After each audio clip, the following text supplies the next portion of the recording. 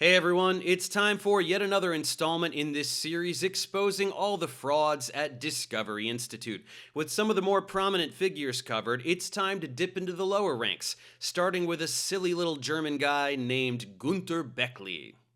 This is someone I had not previously heard of, nor intended to include in this series, until he foolishly decided to run his mouth about my Luskin debunk in 3 separate damage control pieces for Evolution News, the only place the ID folks feel safe to lie through their teeth, with no way to leave comments that hold them accountable.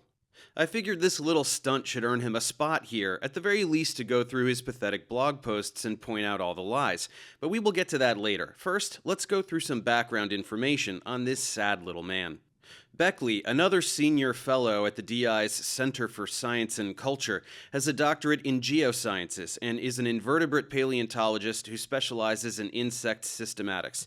He has an extensive bibliography in the field, though none of his actual research ever argues for intelligent design or supports it in any way, almost like he knows what qualifies as real science, and that his critiques of evolution are too stupid to publish in relevant journals, reserving them instead for his cute little diary entries on Christian propaganda websites. And are you ready for the big twist? Bechly claims that he was a staunch, materialist atheist until he had an awakening event, after which he supported intelligent design. What was this event? Well, he was working at a natural history museum in Germany, curating an exhibit called Evolution, the Flow of Life. What happened exactly? Let's hear it straight from the horse's mouth. In addition to an exhibit about the flagellum, Bechly came up with a display to dramatize for visitors the overwhelming scientific evidence for Darwin's theory. It was a balance with books on it. And the plan was, on one side of the balance, we would have all the books against evolution, books by creationists, intelligent design proponents. And on the other side of the balance, we would have one book, The Origin of Species, but the balance goes down on the side of the one book because this is the real heavy evidence. You can already smell the bullshit, folks, and it's their number one narrative. Evolutionary biology equals Darwin.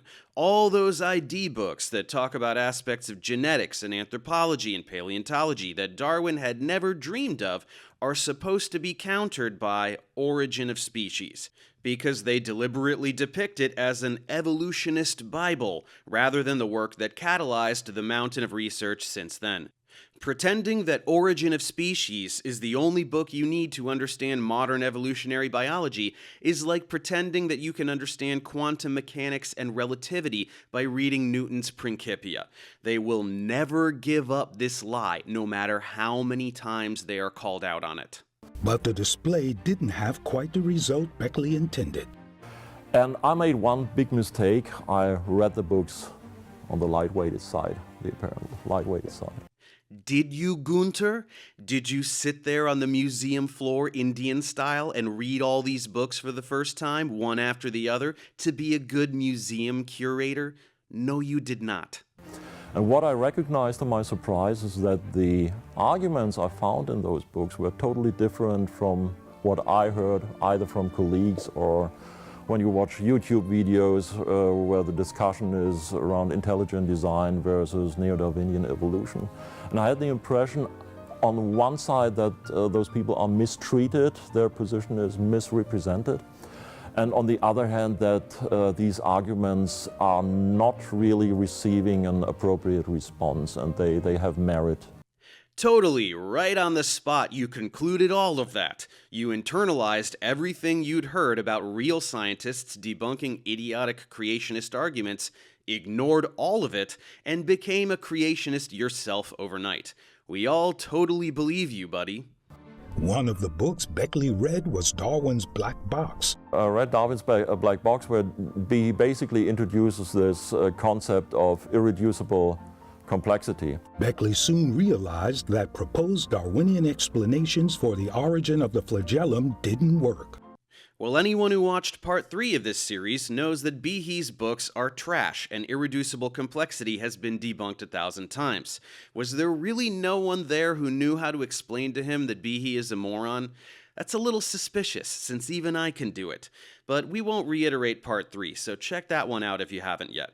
The type 3 secretion needle complex was no help because it probably developed after the flagellum. This is a reduced flagellum motor and not a precursor of a flagellum motor. Oh, okay. The solution to the problem of the bacterial flagellum isn't a solution because he says so. Got it. In addition, the suggestion that natural selection could have gradually built a flagellum by co-opting parts from other systems didn't make sense. It is graphically convincing, but if you know the ontogenesis of the flagellum motor, then it is completely ridiculous. It cannot work. You cannot build the flagellum by just adding outside of the cell wall some protein elements on it and make the flagellum longer and longer. This kind of scenario doesn't make sense in terms of the ontogenesis of the structure. Pack it up, guys. It's ridiculous, because reasons. But you can trust him, right? Look at him. He reads books. He looks at things through magnifying glasses. He's a first-class scientific mind. Bechly didn't fit the usual stereotypes of a Darwin skeptic. So many people will think somebody who comes to doubt the neo-Darwinian process and embraces intelligent design probably was religious from the very beginning, probably is an evangelical Christian and has his axe to grind, his religious axe to grind. I came via a totally different path to the views I hold now. I'm coming from a family background which is totally secular, agnostic, was not baptized, didn't join any kind of religious education, never went to church, so I was completely irreligious. Was not even interested for most of my life in philosophical or metaphysical questions. I was interested in nature, in animals, and in natural sciences.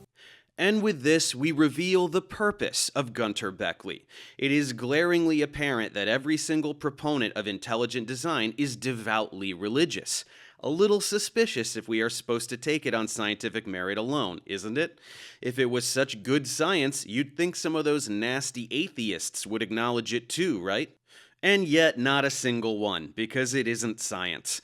But here we have a scientist who isn't motivated by religion. He isn't religious at all. Wait, what's that? Oh, he is indeed a devout Christian and is almost certainly lying about all of this? Yeah, so we are supposed to believe that reading Behe's garbage book turned Bechly from an atheist into a devout Christian. Because the story of an atheist turned ID advocate is too juicy to pass up, and that's what Bechly represents for the DI. A big win for Team Jesus, a science man who wasn't indoctrinated at birth like all the atheists claim about ID proponents, but rather came over from the nasty atheist side because of all the super awesome science. This is reiterated on his ridiculously pretentious and convoluted webpage, where he claims to have taken an arduous rational path through many existential, philosophical, and scientific ideas, settling ultimately on the Catholic Church. Whoever said that Germans don't have a sense of humor? In reality, he converted for personal and emotional reasons, and this pathetic narrative is the ad hoc justification, whether he came up with it himself or it was scripted for him. Finally, check out this part where he lists his hobbies. Critique of neo-Darwinian macroevolution and evolutionary gradualism, as well as activism against materialism. Aw, just a hobby? Well, since exposing people like you is a hobby of mine, it would seem we are equally qualified. Now aren't we, Günter? Anyway, now that we understand what Bechly is meant to falsely represent, one big fat lie, what is his actual active role for the disco toot? Well, if Thomas Henry Huxley was Darwin's bulldog, Bechly is the DI's yappy chihuahua. He puts out prodigious piles of internet tripe very rapidly, most of which is dedicated to defending Daddy Stephen Meyer's magnum opus, Darwin's Doubt, which we ripped to shreds in Part 2. Among other things, Bechly attempts to argue that most of the Ediacaran organisms were not actually animals. Here in his post, Why Dickinsonia Was Most Probably Not an Ediacaran Animal, he tries to make this case for Dickinsonia and concludes by saying he will do the same for Kimberella and other such organisms. And then in this other post, he addresses some organisms that even he can't deny are animals, and just proclaims that they have no bearing on the Cambrian explosion anyway, as they are somehow not ancestral to any Cambrian animal phyla. If you can't recall why all of that is stupid, check out the Meyer debunk, which is almost entirely about the Cambrian explosion, for dozens of papers substantiating all of these organisms as animals that are directly ancestral to extant clades. Bechly, like Meyer, is just lying. We may also remember from the Meyer debunk that intelligent design proponents, apart from simply lying about all the science that disproves them, don't have a model regarding what happened in the Cambrian explosion or any other period. All they have is God did a thing. No attempt to distinguish designed organisms from non-designed ones, make any predictions, or do anything remotely scientific whatsoever. Here's another post full of lies regarding 555 million year old Ediacaran sediments. He says, even if helminthoid ignites should be a genuine burrowing trace of an organism, and even if Icaria should be that organism, I suggest that it belonged either to giant protists that even today can cause such traces on the seafloor. Let's pause there. He cites a 2008 paper by Mikhail Matz et al. As though it supports what he's saying, but it's a sneaky trick. By presenting this protist idea and using Matz to support it, he's implying that the original 2020 paper by Scott Evans et al., which described Icaria and its associated trace fossils, were unaware this paper existed, which potentially falsifies their results. However, Evans was in fact aware of that 2008 paper because they explicitly cite it and show that Protistan tracks are way too dissimilar from Icarias to constitute a match. Not a protist. The paper explains how it's not a protist. So in one sentence, Bechly takes credit for an idea he didn't propose and pretends the science he's lying about isn't aware of previous research. Given that Bechly doesn't have any books or ID-relevant research, there isn't much else to say from a scientific standpoint other than a bunch of blog posts that go, wow, this animal is so complex, therefore intelligent design, which we've debunked from a dozen different angles already. So let's move on to Bechly's pathetic hit pieces on me. Triggered by my debunk of Casey Luskin, he published 3 responses in the course of a week. As you can see, the titles are very adorable. Let's go through these dumpster fires one at a time. Here's the first one. Oh no, somebody is exposing all our lies. Yawn. So boring. He starts out predictably by whining about how unqualified I am and that my videos are all probably pretty stupid. Then more yawning because all of my irrefutable facts, cliches, are so tired. But wait, let's not jump into how I'm wrong, let's whine about James Tour first, since I totally didn't expose his entire script of lies in several videos which he knows none of his idiot readers will ever watch. And yes, the infamous debate challenge that somehow never showed up in my inbox, almost like he was just grandstanding because he knows he has no ability to respond to my content eviscerating him. And now, a series on everyone at the DI? The nerve of this young hooligan! Starting with Luskin, he accuses the DI of propaganda, which it is, and dishonesty, which is their defining quality, and slander, which he committed, and fraudulent activity, which they engage in. Man, Dave sure is stupid for accusing us of all these things we regularly do. What's next? The DI is an evangelical propaganda mill? No proof. Oh wait, the wedge document that everyone knows about. Whoops. And the effort to push intelligent design into school curricula? Oh wait, Kitzmiller v. Dover, which is exactly that. Dave even claimed that 2 + 2 = 4. He is just out to lunch. Now the pageantry. Intelligent design isn't creation science. Yeah, it is. In the Bechly debunk, I showed all the iterations of the textbooks where they just replaced the word creationist with design proponents, even flubbing one to leave this hilarious typo. They are synonymous, and everyone knows it. Once Edwards v. Gillard ruled that it's illegal to teach creationism in public schools, they just changed the name and tried again. Sorry. Yes, I know some of your colleagues in fraudulence have made damage control statements to pretend otherwise. Nobody cares. And this bit about coming to ID without having yet been a Christian is also a lie. Yes, the DI are Bible-thumping creationists. They just don't frame it that way to seem more credible. Again, he has the balls to claim that the DI does not push for ID to be taught in schools. This is insane. This is literally why the DI exists. Again, Kitzmiller v. Dover was their attempt to succeed in this endeavor. They're just embarrassed about their humiliating failure and trying to distance themselves from it by lying. Again, getting ID taught in schools is their primary objective. Turning once again to the leaked wedge document, it reads, We will also pursue possible legal assistance in response to resistance to the integration of design theory into public school science curricula. Then, in their 5-year objectives, Step 6 states 10 states begin to rectify ideological imbalance in their science curricula and include design theory. Stop lying.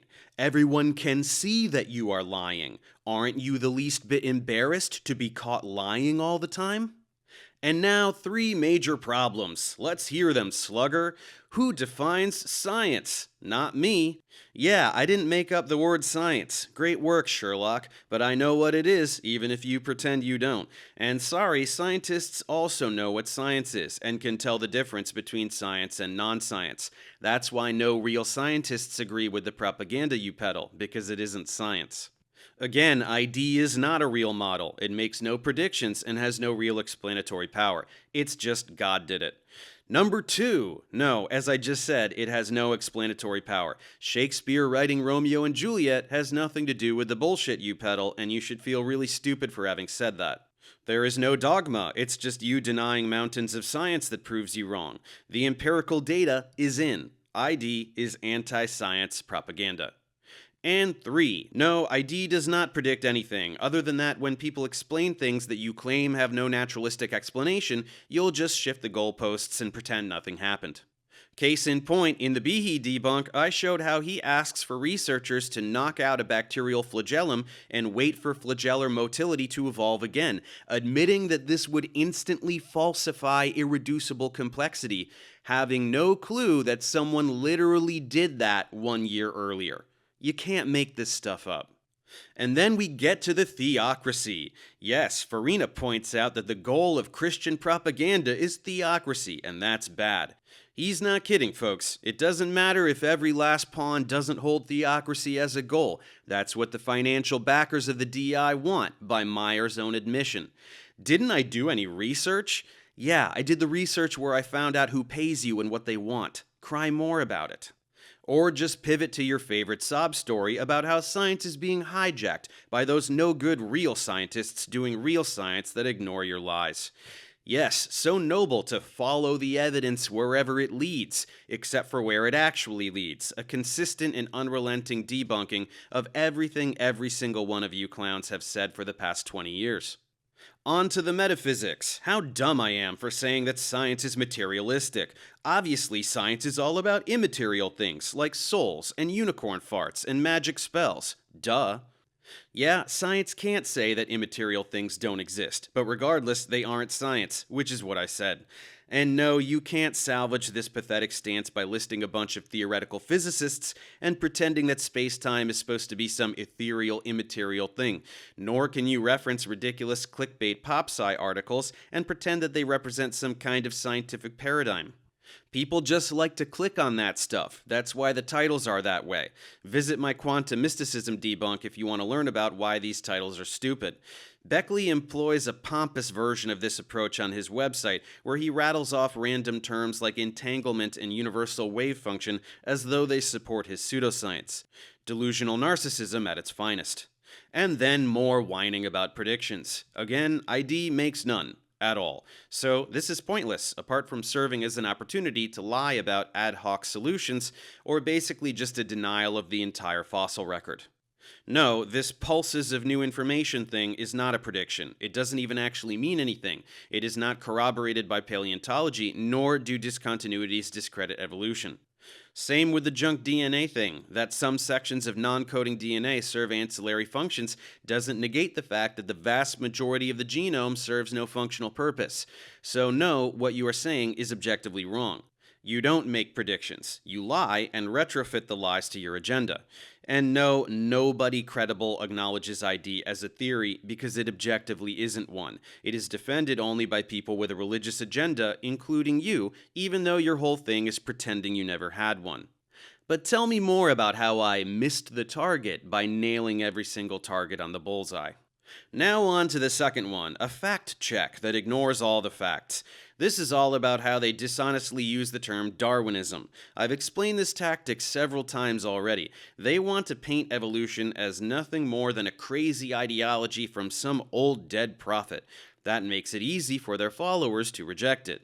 In reality, biologists are not Darwinists. Listen again to this admission from biologist and Christian Josh Swamidass that I included in the Bechly debunk. And I'm not a Darwinist. Biologists aren't Darwinists. Ken Miller isn't a Darwinist. Eugenie Scott is not a Darwinist either. We've moved on from Darwin, who was like 150 years ago. We're dealing with more modern evolutionary science, to be clear. Let's dig into this term a little more just to really drive the point home once and for all.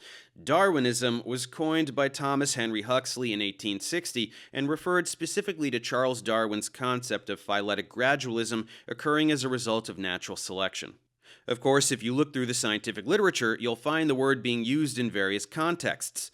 Occasionally, it's even used to refer to evolutionary theory, but Darwinism is not the same as neo-Darwinism, which was the combination of natural selection and universal common ancestry with Mendelian inheritance and population genetics. Scientists have added even more components of evolution since neo-Darwinism was coined in the 1930s, such as endosymbiosis, epigenetics, transposons, horizontal gene transfer, somatic hypermutation, neutralism, evolutionary developmental biology, and lots more. Today, as Eugenie Scott and Glenn Branch have shown, literally taking to writing a paper titled "Don't Call It Darwinism," the term is used almost exclusively by creationists trying to pretend that evolutionary biology hasn't changed in over 160 years, unless researchers are using the term in a legitimate historical sense. As Darwin had no hand in discovering any of the newer components of evolution, his name shouldn't be used to describe them. End of story. A child could understand this. So when Bechly spews this pathetic list of references in an attempt to substantiate the use of Darwinism as he wants his readers to believe the term is used, it's just a mess. Most of them describe neo-Darwinism, which again is different. Or still other variants that include the term but are not equivalent to it. Some use the term only because they are responding to ID proponents who use the term themselves. Some are using the term correctly because they are describing Darwinism and not modern evolutionary biology as a whole. Literally none of these are valid examples. And him mentioning that Swamidass also told him this fact in person, proceeding to just brush it aside, is nothing more than him ignoring a prominent researcher in the field explaining to his face how he is wrong, with zero justification. For the last time, because I've explained this in every single installment of this series, evolutionary biology is not an ism. It's not the utterances of a single prophet. It's not an ideology, no matter how much ID proponents want to pretend that it is, in order to push their own bogus ideology. Let's take a quick moment to address some of Bechly's related lies, which, unsurprisingly, are just Luskin's lies and Meyer's lies with a German accent. It is often believed that the fossil record is great support for Darwin's theory.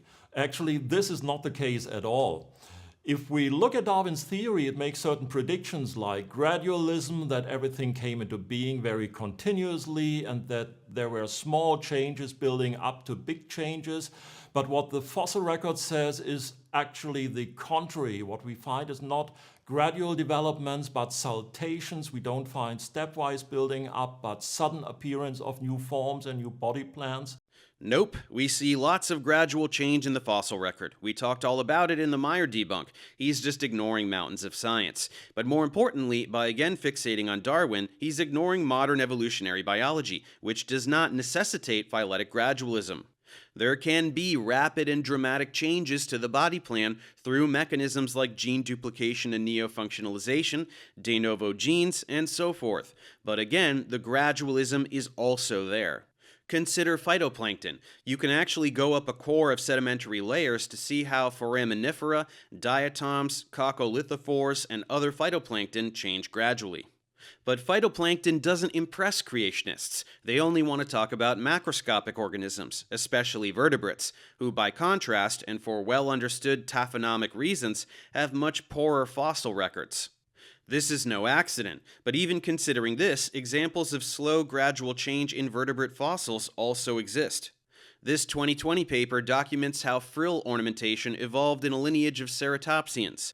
The gradual morphological changes from earlier to later ceratopsians are clearly evident. And that conflicting evidence was actually already known to Charles Darwin, and this problem of conflicting evidence by the fossil record is still with us today. Nope, it was known to Darwin because it was the 1860s. It is not known to us now because 160 years of paleontology have taken place. Liar. And that's one of the reasons why Stephen Jay Gould said it's a kind of trade secret of paleontologists until today. Whoops, it's not a creationist video without a quote mine, huh? What did Stephen Jay Gould say about the trade secret of paleontology? This comes from an essay he wrote over 40 years and many paleontological discoveries ago in 1980, by the way, titled The Episodic Nature of Evolutionary Change, in which Gould argued that evolution doesn't necessitate phyletic gradualism. So Bechly claims the extreme rarity of transitional forms in the fossil record persists as the trade secret of paleontology. But let's consider this full passage. Feel free to read the whole thing or just jump down to the bottom for the good part. The modern theory of evolution does not require gradual change. And furthermore, the fossil record is precisely reflective of what evolutionary processes would require. This is what Gould was getting at. He wasn't spilling a trade secret. He was explaining how evolution works. I know that this may come as a shock to you, but Bechly is taking a single quote out of context. Gould isn't saying either that transitional fossils don't exist or that the fossil record is a problem for evolution. Rather, he's saying that the fossil record of most organisms should be viewed through the lens of punctuated equilibrium, not phyletic gradualism. These theories aren't in conflict with one another, but are both valid ways of understanding evolutionary histories. This is what creationists do. They pretend that evolution only works through strict gradualism, when in fact any evolutionary biologist can easily explain situations that function otherwise, like in the vacuum left after a mass extinction or other such jarring events. The reason that many Darwinists think that the fossil record really supports Darwin's theory are the following points. One is that the fossil record seems to establish deep time and change over time. The other point is that the fossil record is not chaotic, it is ordered, and it is ordered taxonomically. That means if you go up the geological column from deep to upwards and from older to younger, you find overall a pattern from getting from less complex to more complex, from less similar to modern flora and fauna to more similar to modern flora and fauna. And finally, you have this kind of transitional fossils, which seem to be intermediate in anatomy, and sometimes you can even arrange them in transitional series like the horse series. But, and that is the problem, all this evidence granted as best establishes common ancestry. What it does not establish is any kind of unguided process by random mutation and natural selection, as it was claimed by Darwin. The fossil record indeed contradicts Darwin's theory by these saltations and discontinuities. Okay, he says that the fossil record demonstrates common ancestry but doesn't give support to the natural mechanisms of evolution like mutations and natural selection. So first of all, he is admitting to morphologically intermediate organisms but refusing to call them transitional with no justification. It's just a coincidence somehow. But then what does he think the fossil record shows? That God would every so often intervene to create some new organisms? God wasn't happy with his 5-toed horses, so he decided to make 3-toed ones? This is the logical conclusion he is pushing here. We have all these organisms that are clearly related and gradually changing form, and yet there is no evolutionary lineage? They were all created that way specifically by his God. But more importantly, when Bechly says saltationism, he just means a gap in the fossil record. Gaps are completely expected from the fossil record, unless one wants to argue that the fossil record is complete or nearly complete. To do that, one would have to take the position that, for example, there were only 13 Archaeopteryx ever in existence, since that's how many paleontologists have found. Creationists love to imply that the fossil record is nearly complete, but will never explicitly defend the proposition because they know they can't. Very few organisms are fossilized. That's just how it goes. Instead, creationists just say the fossil record isn't exclusively indicative of phyletic gradualism, which we've all known for decades. Therefore, that must be evidence for intelligent design. However, punctuated equilibrium isn't saltationism, and saltationism doesn't require intelligent design. Saltationism means that evolution makes big jumps, typically through large mutations or macromutations. Macromutations actually do happen. Whole genome duplications are examples of macromutations. Problematically for Bechly, geneticists know how whole genome duplications occur, so it's ridiculous to argue that macromutations, and therefore saltationism, necessitate design. Furthermore, punctuated equilibrium doesn't necessitate saltationism. Punctuated equilibrium says that evolutionary transitions occur rapidly, and by rapidly we really mean over tens to hundreds of thousands of years at least, and often in small populations through geographic isolation, but that after these transitional events, the descendants attain evolutionary stasis in their environment. Nowhere is there a requirement that species make huge genetic or morphological jumps. One issue with this interpretation of the fossil record is what is meant by stasis. Coelacanths, for example, are usually held up as a premier example of evolutionary stasis, but the modern coelacanth species and genus aren't known from the fossil record. Clearly then, evolution has been occurring. The fossil record poses several great challenges to Darwin's theory. One is that the theory predicts slow changes, but the fossil record shows rapid changes. One is that the theory predicts gradual changes with small steps, but the fossil record shows sudden changes with big steps. Then there is no evidence for gradations of one form of one species into another. Furthermore, we find that the fossils are distributed mostly on the terminal branches of the phylogenetic trees, but they lack mostly for the internal branches and for the nodes where they should be found according to the theory.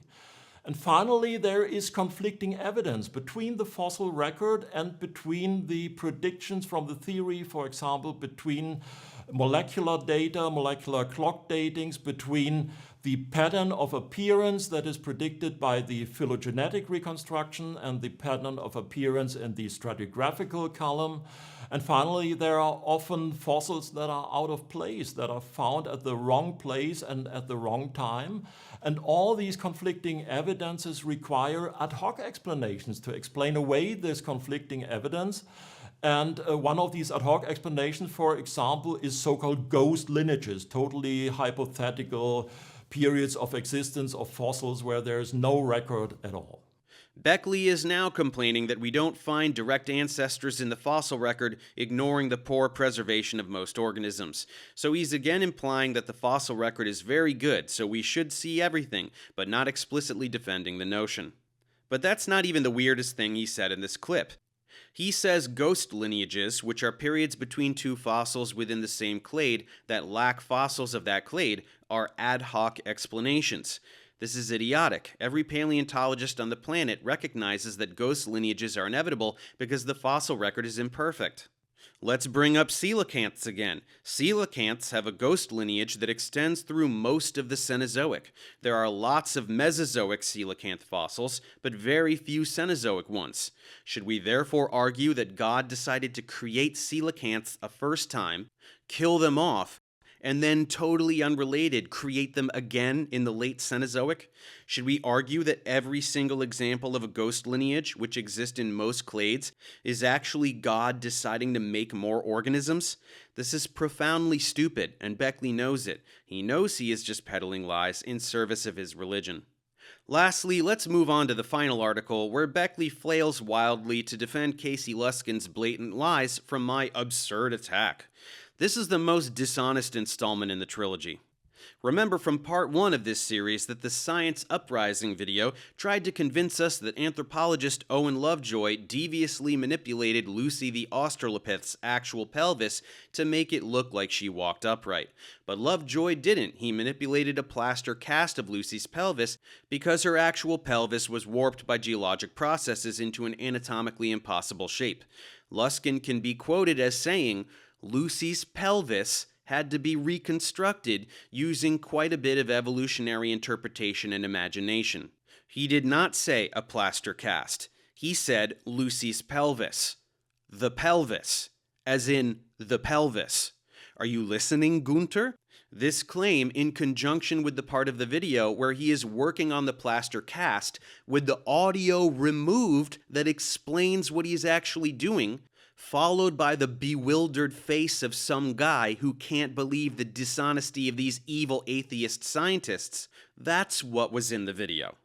In response, I showed through personal correspondence that Lovejoy himself was appalled by the dishonesty shown, which clearly, undeniably, paints the picture that he is manipulating actual fossilized material to inaccurately portray Lucy as bipedal. No, whether the fossils or plaster casts were used is not immaterial to the point. It is precisely the point. Bechly can clutch his pearls all he wants. Luskin accused Lovejoy of fraudulent activity. That's slander. End of story. So how else is Bechly going to try to spin this one? Well, first off, he whines about how I point out that Luskin knows nothing about fossils and is not a credible authority on anything having to do with fossils, since I myself also am not an authority.